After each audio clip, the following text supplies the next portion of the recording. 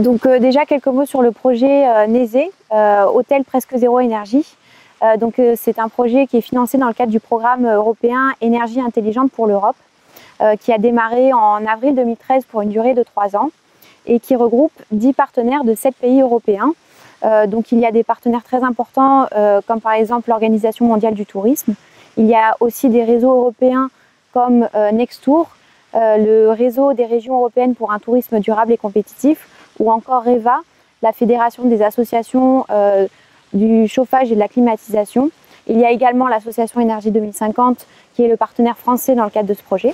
Donc maintenant, pour vous parler un peu des objectifs du projet NESE, comme son nom l'indique, c'est d'accompagner les hébergeurs touristiques vers l'excellence énergétique. Donc c'est à la fois pour leur montrer l'intérêt d'une telle démarche, aussi bien d'un point de vue économique que d'un point de vue marketing, communication, attirer des nouvelles clientèles qui sont de plus en plus attirées vers ce type de démarche. Et aussi c'est en proposant des solutions concrètes pour les accompagner.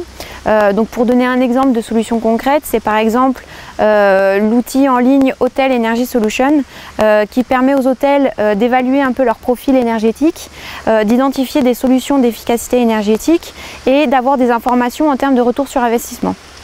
D'un point de vue concret, le projet NESE va se mettre en œuvre au sein des 7 pays partenaires par la mise en œuvre de 2 projets pilotes. Donc en France, ils vont être principalement réalisés dans la région PACA.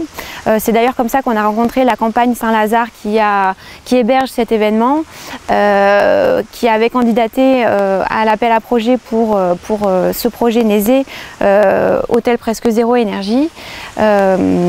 Et donc il y avait un véritable intérêt à présenter le projet NESE ici aujourd'hui, parce que il y avait des acteurs du tourisme durable, il y avait des hébergeurs touristiques et il y avait beaucoup d'initiatives de ce type-là qui étaient présentées.